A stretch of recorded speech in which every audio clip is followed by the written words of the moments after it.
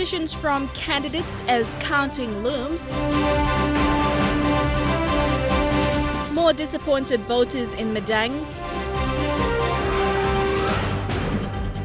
And Jiwaka starts polling as Hela preps for counting. This is National EMTV News with Helen Sayer. Good evening and thank you for joining me for Monday's news. Polling for Jiwaka province started today with some parts of Jimmy electorate voting. It will continue tomorrow with North Wagi and Anglimp South Wagi electorates going to the polls. Polling for Jiwaka was deferred last Friday to today after identifying issues with the updated electoral roll. Ballot boxes for Jimmy Open were dispatched from 6 o'clock this morning. For some areas in Jimmy that received their ballot boxes, polling began at around 9 a.m., while others are still waiting. Provincial Steering Committee Chairman Michael Wandil says by tonight or very early tomorrow, the 184 wards in the province should receive their ballot boxes and go to polls. Polling for Jiwaka province was deferred last Friday after there were issues encountered with the updated electoral roll. They received the preliminary roll just last Thursday, which resulted in the delay in the stamping of the ballot papers and cross-checking of names. Scrutineers have remained calm and appreciative of the fact that they are able to observe the pre-counting of the ballot papers. The stamping and packing of ballot papers has taken longer than anticipated. However, everyone remained calm. There was tight security since last Friday. Provincial Police Commander Joseph Tondop assured the public that there is a strong police presence everywhere and polling will not be affected. Vastenada Yama, National EMTV News, Mount Hagen. A petition will be handed to the electoral office in Tari for repolling in Hela province. Sitting Como Magarima MP Francis Potape announced this today after saying polling in Hela province had been hijacked. Potape claims provincial election manager John Tipa failed to use proper common rolls as ordered by the electoral commissioner. We are calling on the PNG Electoral Commission to declare the election in Hela failed. The call for repolling in Hela comes after the use of unauthorized common rolls last week. Before the province went into polling, there was an order from the Electoral Commissioner for Hela to use its preliminary roll. Yeah, I allowed for the preliminary roll to be used. However, that did not happen. Chief Electoral Commissioner has directed the election manager to use the preliminary roll almost 3 days before the polling. And we pressured on the election manager to use the preliminary roll, but he has not obliged or he has not complied with the direction from his own boss. Sitting MP Francis Potape said the use of unauthorized rolls caused thousands to miss out on voting. Too many people had missed out. Like, for example, my LLG used to have 21,000 people in the 21,000 people on the common roll. It was reduced down to 11,000. 50% all wiped out. He said the province had a quiet campaign period. Polling, on the other hand, was another story. When the ballot boxes were taken to the people, it already had marked ballot papers inside them.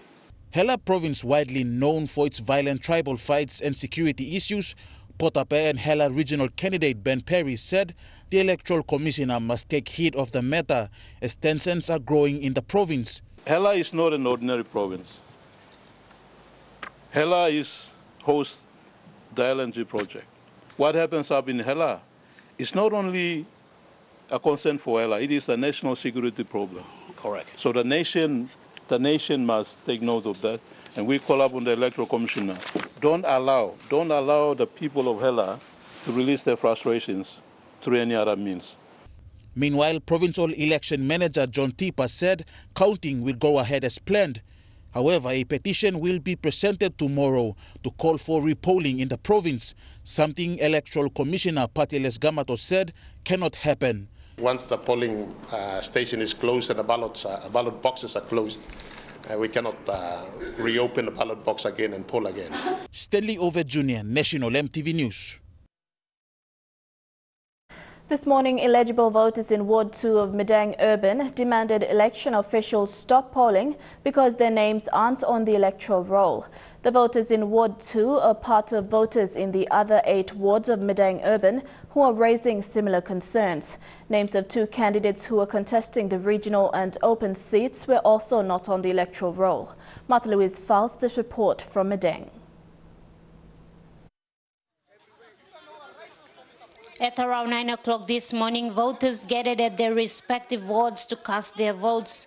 At the Rotary Park in Madang town, eligible voters living in Ward 2 areas made their way to the park, only to find out many of them have no names on the electoral roll.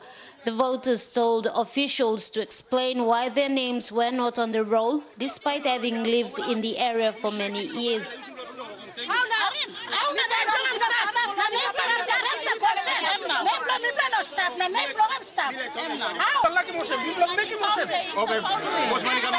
Almost, they're eligible to vote, but because this is the last election, they were not eligible. That's why how we play accommodate them this level. Among voters who turned up to vote were former Madang Governor Peter Bata, Provincial Administrator Daniel Aloy, and the sitting member Nixon Duban. Duban told EMTV after casting his vote that the issue with the electoral roll in the country has never been properly addressed. He said the country needs a more committed mechanism that should start a year prior to the national elections. I think I suggested after the information of the government, we go straight to look at certain electoral reforms. And one of the biggest things is we look at the way we do the common roll update, and we also ensure that those information are widely available for communities to ensure that they know their names are there.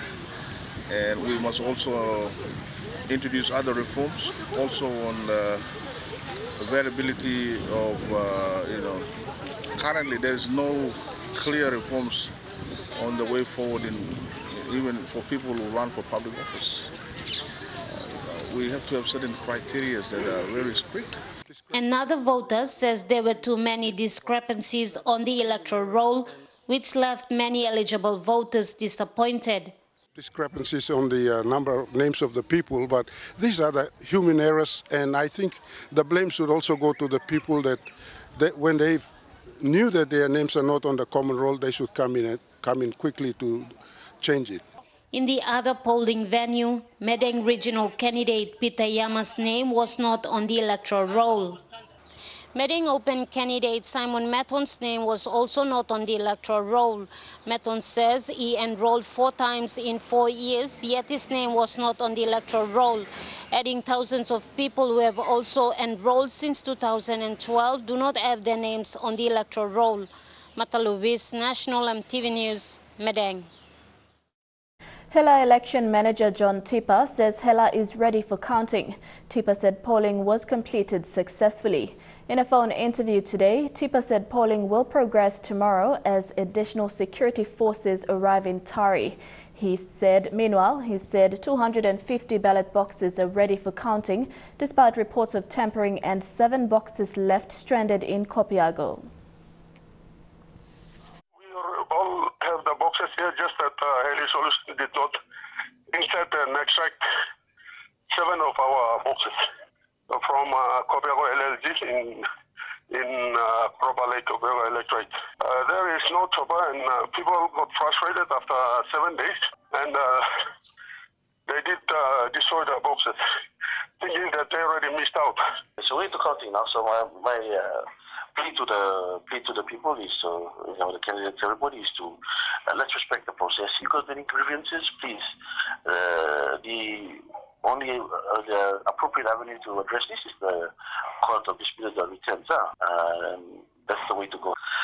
So, yep, generally I'm sorry. Now we're into counting now. We start today with Taripuri, and then going forward, and once the other preparations are done, Majorima and Tari Pacquiao will also commence as well. National EMTV News continues with more election news after the break. Stay tuned.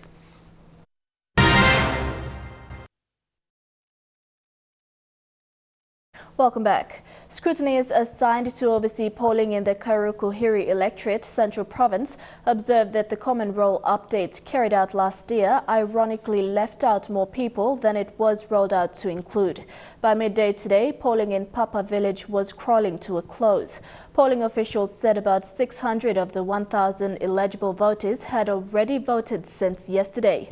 With 40% of the population yet to vote and many names already confirmed missing from the common roll, there were growing concerns from election officials that not everyone would be voting by day's end. Roll system, so we'd like the common roll electoral commission to update the most majority strength we have in Papa Village.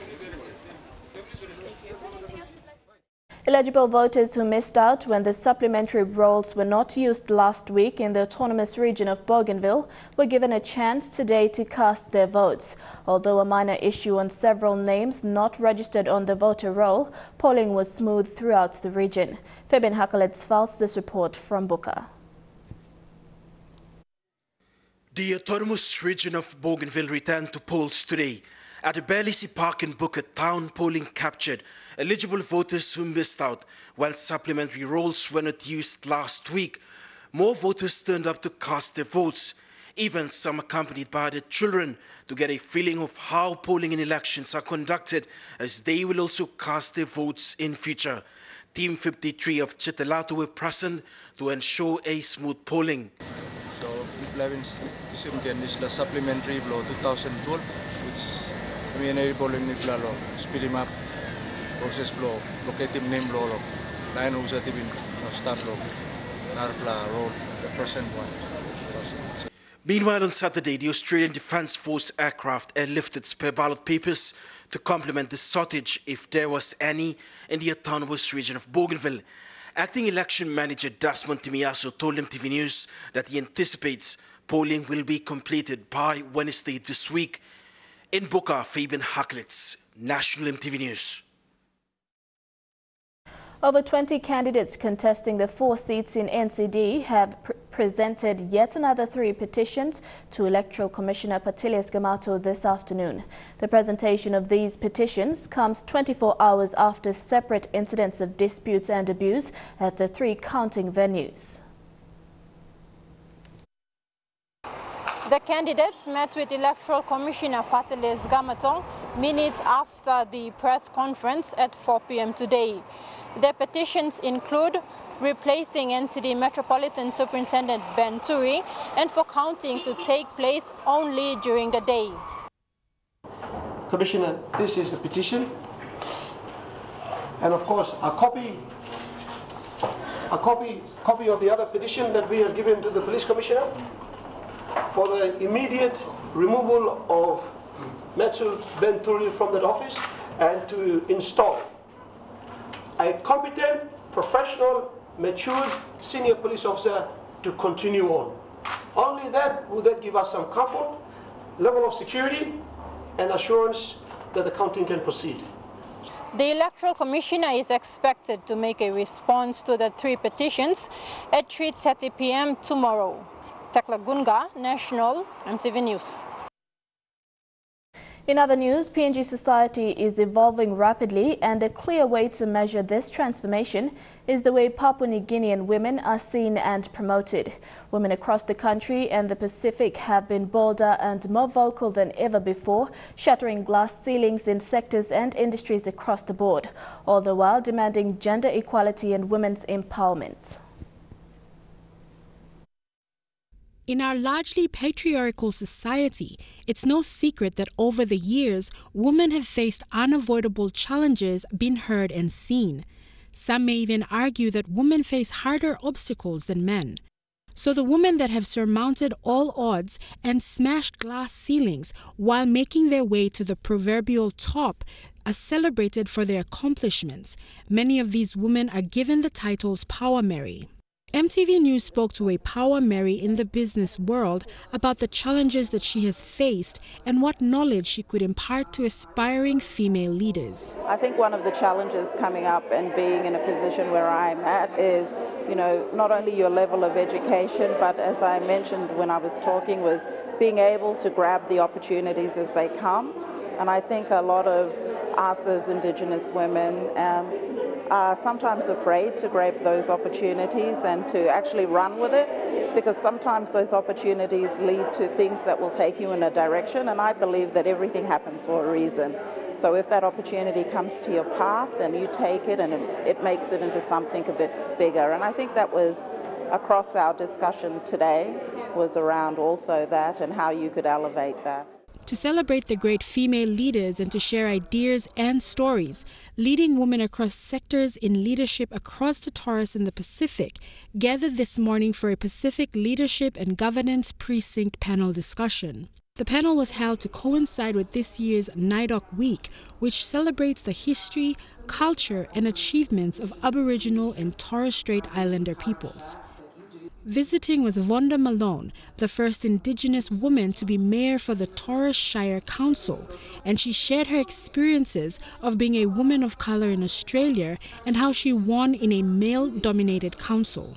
The event really gives an opportunity for Australia and PNG women to connect and really have that dialogue and discussions around how we can share our experiences around some of the challenging issues that we face, particularly around health and well-being and domestic violence. So this particular event really gave us the opportunity to look at different perspectives and similarities, I guess, between us, and particularly for me, because I'm from the Torres Strait, being so close to PNG, we do have those similarities and how we can think differently about the models of service delivery around that to improve, I guess, community well-being.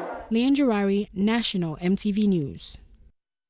And now looking at our finance news, the kina closed unchanged at $0.3145 in the interbank market.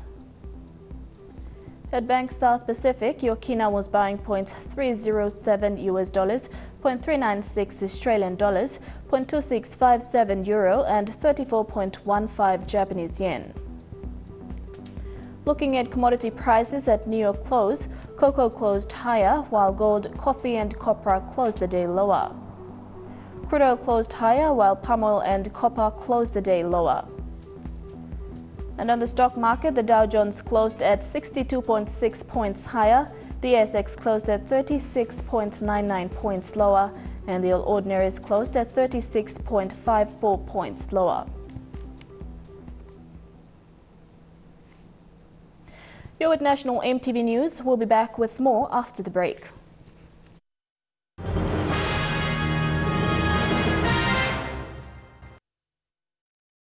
Welcome back to the news. And in a roundup of election news, 26 of the 89 electorates in Papua New Guinea have completed polling. Electoral Commissioner Petitions says polling is underway in the other 51 electorates. Meanwhile, counting is expected to commence in 3 provinces, which include NCD, Hela and Simbu. Commissioner Gamato gave a nationwide update on election progress in all 22 provinces. Beginning in the Highlands region, Gamato confirmed that polling is progressing well, but stated that there were reports of election materials being burnt in some parts of the Highlands region. Anga province goes to poll tomorrow, Tuesday, 4th of July, as scheduled.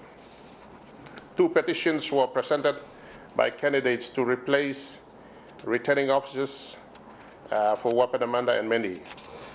One was in relation to the swapping or changing or swapping of returning officers and assistant returning officers. In the Southern Highlands, polling commenced yesterday, but the province is experiencing shortage in ballot papers. Okay, that's Hela province. Southern Highlands, polling started on Saturday in some parts of the electorates. There was issues of shortfall of ballot papers. Short supply of ballot papers were in the following wards: Kagwa Rural Part B, Yalibu Urban Part B, and Mendi Urban Part B. In the Momasa region, electoral officials are facing few hiccups, but Gamato says polling is also progressing well. Angram electorate, 7 out of 33 teams completed. Polling continues today. In Maprik electorate, 5 teams completed. Polling again continues. In Wasaragawi, 3 teams completed. Polling continues today. Polling in the New Guinea Islands region is nearing completion and counting is expected to commence this Saturday. For the southern region, Gamato says the Electoral Commission is closely monitoring the Milne province because of bad weather and poor communication. Ocean Island should finish polling by Wednesday 5th. Bona Island started on Monday 26th of July and should be finished by Wednesday. Two major problems in Milne Bay are bad weather and poor communication. Overall, the Electoral Commissioner said he is happy with the election updates he is receiving from the electoral managers, from the provincial election managers nationwide. Thakla Gunga, National EMTV News. This morning, EMTV staff celebrated 30 years of operation as PNG's pioneer television broadcaster with the launching of its new official logo. EMTV's rebranding also comes when the station is in transition from analog to digital broadcasting. EMTV CEO Matthew Park had the honor of unveiling EMTV's new logo. Have a bit of a reveal.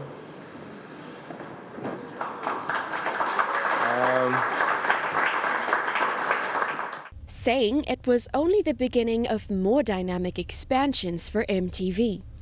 Our next chapter is really taking it to the next level, as I said, and ensuring that we have quality programming, the best entertainment, and ensuring that we continue to meet as a general entertainment channel the social responsibilities that we have, which Park, who has been the organization's CEO for almost a year now, also acknowledged those who have driven the success of the station since the very beginning. 30 years is such a huge milestone, and it wouldn't have been possible without each and every one of you here today. Some of the staff who have been with the company in its earliest days, witnessing the changes it has been through, are still here to celebrate EMTV's 30 years of broadcasting. Melissa Gaviro, National EMTV News. Later in the bulletin, we'll have more on EMTV's anniversary celebration. Now, True Guys Sports is next. Join us for the details after the break.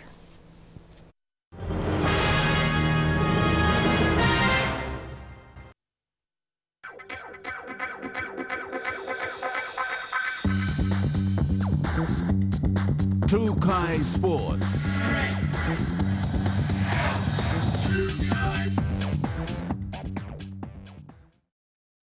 Welcome to True Guys Sports.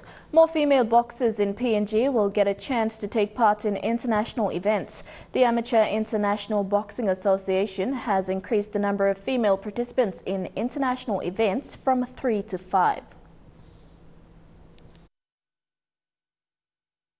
PNG Boxing President John Avira says this will encourage more women to take part in the sport here in the country. He says they will do their part by promoting the sport. There's an opportunity for them now going towards the Commonwealth Games in 2018 Gold Coast. So that's something that we are looking forward to. The Oceania Confederation at the meeting which I attended, also they've announced, IBA has announced, or International Federation has announced the increase of weight categories for female boxing. Based on the success of the female boxers during the Pacific Games, Avira says he believes PNG female boxers are a force to be reckoned with. Rafaela Kaure, Debbie Kaure and Philo Magaiva represented PNG during the 2015 Pacific Games. All three fighters walked away with medals. Moving forward for the next Pacific Games and all the other events from now on, we can field 5, which is very encouraging to female boxing in PNG. My view is that we are very strong in female. We have proved that during the Pacific Games that we did very well in those 3 categories. PNG Boxing will be selecting 5 women boxers to take part in the upcoming Commonwealth Games next year in Gold Coast, Australia. Elijah Levet, National EMTV Sports. The National Basketball Championships will kick off tomorrow as 20 teams get ready to battle for a spot on the national team. The main aim of the championship is to identify top players for the Melanesian Cup.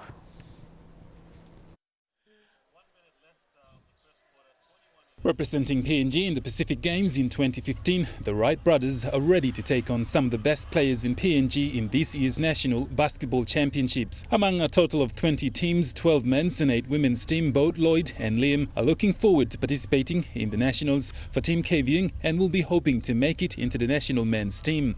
They both say training has been their #1 priority and they're hoping to put on a good show after the championships get underway tomorrow. Yeah, I'm just all about getting better every day, working hard, and what happens, happens. The squad will be picked, and if I'm picked, I'll be honored, and I'm confident it's going to be a good squad, and then Melanesian Cup, we'll be ready. It's good to make it. Well, obviously everyone's goal is to make it to the squad, and I'm pretty confident that our coaching staff will pick a good team leading up to the Melanesian Cup, and hopefully I'm confident that we'll win the whole thing. Basketball PNG CEO Joel Kalu says it's always great to see the Wright brothers in the country. You look, obviously fantastic for us to have those two guys back here in country. Both developed a bit of a following at the Pacific Games with their play and their I guess their marketing, what they did. You know, they were the two of the standouts. So yeah, look, it's great. It's a big draw card for us. You know, it's fantastic that they made the commitment to travel up to be here and play for Kavieng. And you know, I think it's going to be a really good spectacle to see those guys play against you know, the top guys here in country. The main aim of the tournament is to identify the best talent for the national team so that the best of the best can represent PNG at this year's Melanesian Cup. There's a lot on the stake, you know, not only for the teams and their associations, but obviously individual players trying to earn selection to our national squads as well. So we know it's going to be an emotional week. You know, when you have some high stakes like that on the line, it always makes things a bit more competitive. So, but we're prepared for it, and we're looking forward to seeing the talent, you know, both women's and men's out on the floor. Straight after the event, national women's coach Moy Muri and national men's coach Joel Kalu will only have 10 weeks to get the team ready for the Melanesian Cup in September. PNG will take on Solomon Island, Fiji and New Caledonia. Kalu says there's only one aim for PNG's side, and that is to win gold in both divisions. Godwin Eki, National, MTV Sports. True Guys Sports will be back after the break. Stay tuned.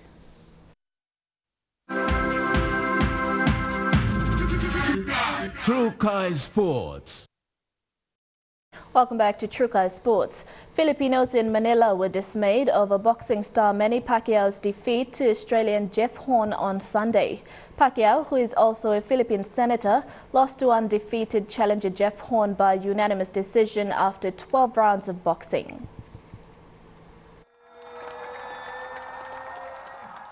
Filipinos watching at the public plaza in Marikina district said the decision against Pacquiao may be biased and the boxer should be more careful of headbutts, which injured Pacquiao several times in the match. Parang may bias.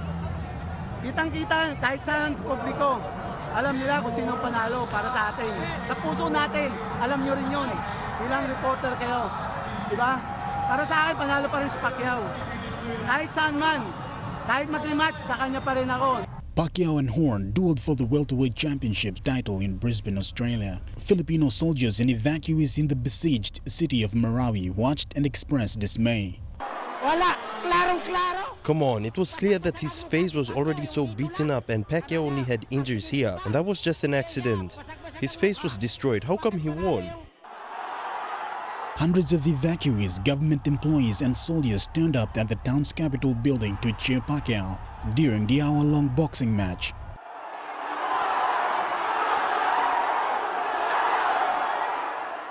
Ay nako, nakakalungkot. Nakakalungkot pero let us all be sports. Kung yun talaga yung decision, edi yun na yun. Filipinos viewing the match expressed disbelief that Pacquiao, who hails from the same southern region of Mindanao, lost to undefeated challenger Horn by unanimous decision. Shane Saroya, National, MTV Sports. In international football, Germany survived a whirlwind assault by Chile and capitalized on an awful mistake by the South Americans to claim a 1-0 win in a pulsating, bad-tempered Confederations Cup final in St. Petersburg, Russia. Lars Stindl scored the only goal into an empty net in the 20th minute after Chile midfielder Marcelo Diaz gave the ball away on the edge of his own penalty area.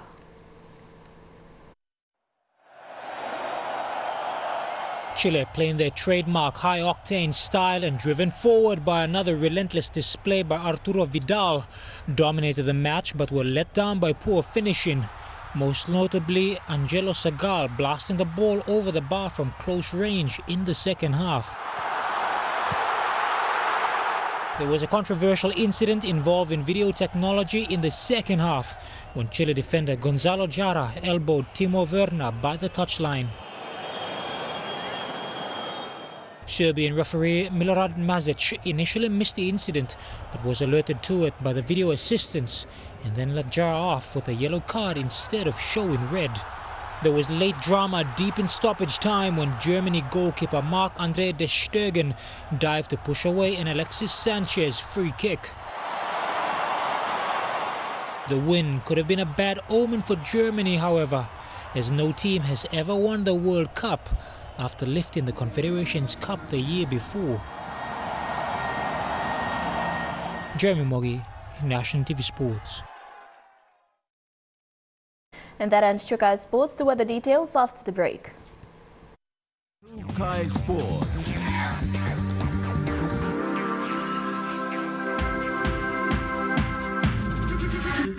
Chukai Sports. The weather details are proudly brought to you by Dulux Weather Shield. Worth doing with Dulux.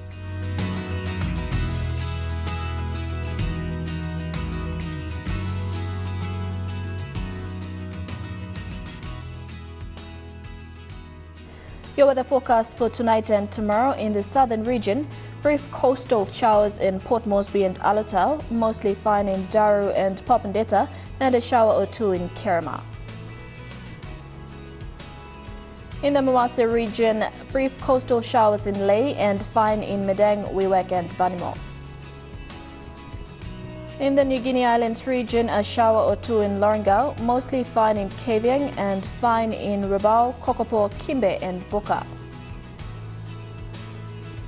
And in the Highlands region, mostly fine in all centres. Forecast for small ships for the next 24 hours. Strong wind warning current for all coastal waters of southern PNG Indonesian border through Torres Strait and Daru to Kiwai Island to Kerema, to Yule Island to Hood Point, to all Milne Bay and its islands, including Samari Island to Cape Vogel, to Finschhafen through Vitia Strait, Dampier Strait including CSE Islands to Long Island, to West New Britain and South Bougainville. Waters of southern PNG Indonesian border through Torres Strait and Daru to Kiwai Island to Kerema, to Yule Island to Hood Point, to Samari Island with waters of eastern and western Milne Bay Islands, and with waters of Finschhafen through Vitia Strait, Dampier Strait including CSE Islands to Long Island, seas of 2.5 to 3 meters. Waters of Samari Island to Cape Vogel to Finschhafen, seas of 2 to 2.5 meters. Waters of Long Island to Madang, to Bogia to Jiwaka, Aitape to Vanimo and northern PNG Indonesian border, seas of 0.5 to 1.3 meters. Waters of Manus and its western group of islands, and with waters of New Ireland to East New Britain to Bougainville, seas of 0.5 to 1.5 meters. Waters of West New Britain, seas of 2 to 3 meters.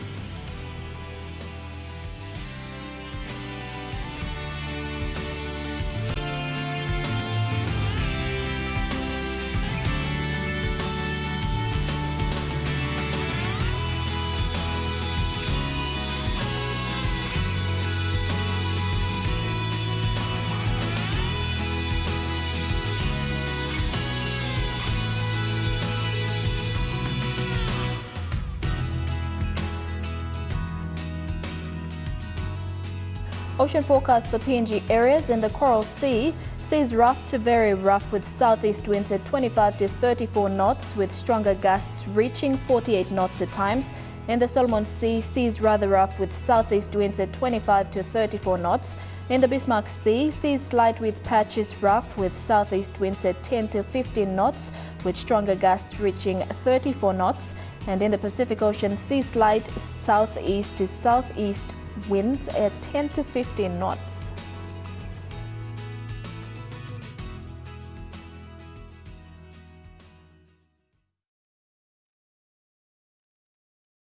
The weather details are proudly brought to you by Dulux Weather Shield. Worth doing with Dulux. Now, before we go, while Papua New Guineans know of MTV, many do not know how it started. From a community television program, a television station grew. Sarah Alpong looks at MTV milestones and the parts of PNG history that it has captured. It began as a small project with 12 staff. Not many were sure what to expect or knew what television broadcasting was about. To introduce television to Papua New Guineans in the early days of the station's advent, when the push was to get ordinary people to identify with it, improvised public television sets were set up at public markets in and around Port Moresby. In July 1987, in this apartment at the top floor of Garden City, they switched on the broadcast signal and MTV went live on air. The first program that went on air was Kids Corner. There was about 12 months to 6 months work put in before our first broadcast. But at that time, we were approaching the date that had been earmarked. We realised that the studio wasn't going to be ready, so this Garden City studio was not completed. So they set up in the apartments upstairs. One of the bedrooms was used as a news desk, the other bedroom was used as a kids' corner set, and the lounge room was the control room. And the news was put together at the 6 Mile office, and at the end of the editing session, the video editors would have to rush from 6 Mile to Barocco, delivering the tapes to get the news to air by 6 o'clock at night. And sometimes we really cut it fine. Augustine Killy has been with MTV since day one. The veteran cameraman has seen the changes of technology over 3 decades, from the old VHS tapes he started with to digital video cameras, to seamless workflows that ride on the ever-evolving ICT infrastructure of the 21st century. It has changed rapidly, but during the 80s it was a bit slow. But when it comes to the 2000, it just doubled up, and it's doubled up, in a way that if you missed 5 years, you miss out. One of the benefits of having a television station operate for 30 years is the amount of history that is held in the archives. MTV has in its possession an archive that contains snippets of 3/4 of Papua New Guinea's post-independence history, including important milestones. The highs came with the lows. MTV began broadcasting when the Papua New Guinea Defence Force started fighting what would become a 10-year war on Bougainville. MTV news crews were sometimes embedded with the PNG Defence Force. We were there when the peace negotiations were conducted and when Sir Michael Somare negotiated the release of soldiers held hostage on Bougainville. 10 years later, in 1997, Papua New Guinea was at a crossroad in its history. Brigadier General Jerry Singarok commandeered the NBC headquarters in Port Moresby and called for the resignation of then Prime Minister Sir Julius Chen. The Chen government had authorized the use of South African mercenaries on Bougainville. MTV News crew members who were relatively young and inexperienced captured the events that were later going to be set in PNG's political and military history. A year after the Sandline crisis, PNG was hit by tsunami in the cover of darkness. Aitape in Sandown Province was on the map of meteorologists monitoring earthquakes and tsunamis on the 17th of July 1998. More than 2,000 people were killed and thousands more were relocated. MTV captured scenes from the chopper and on the ground a day after. But MTV was also there to capture the happy moments in history, including the visit by one of the most influential world leaders of his time, the late Pope John Paul II. He had visited earlier in 1984 and again in 1995. MTV has been an influential source for the sports-hungry, feeding Papua New Guinea's addiction for rugby league. Over 30 years, it has been the official broadcaster for the NRL and State of Origin. On the one hand, MTV fed the fanaticism for rugby league. On the other, the fanaticism for elections and politics. We've taken viewers to places they would not normally go, to Independence Hill, inside Parliament during vote of no confidence motions and the formation of governments. 30 years on, the technology has changed dramatically as another generation of journalists, producers and broadcasters take on the new challenges and keep up with the changing media landscape. MTV is part of PNG's history and will continue doing so in the years ahead. For more than 2 million people, MTV News became a primary source for television news. Various personalities became household names. EMTV